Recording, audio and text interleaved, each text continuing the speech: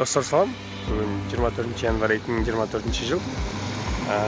Камаш айылында мынакей ушундай фап түшүп атат. Аристин колдоосу менен.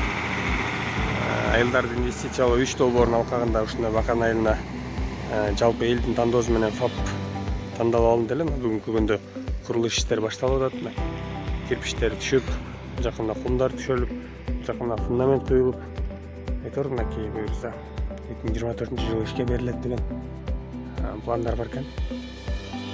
Андан тышкары бул жакта Абдыреш деген акебиз могул жерде жолдун жээгинен 5 сотик жерин атайын ушул фап үчүн деп берилген. Мында баса белгилеп айтып коюш керек.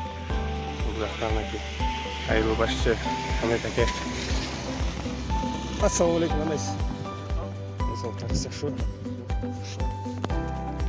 Ушундай достор. Айыл башымен бир келди. Бул жерде курулуш ишин көргөнгө келдик эле.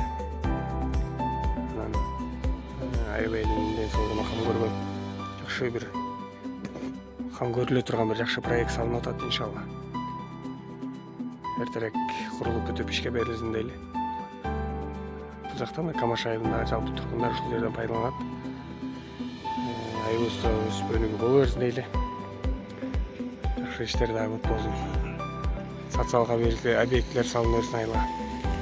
Былтыркы жылы могу Камаш айылындагы 1 километр жол асфальтталган. Бул дагы кийинки жылдар буюрса дагы улантылып, дагы жолдор жакшырып, ушундай объекттер салына берсин. Бүгүн 24 январ 2024 жыл.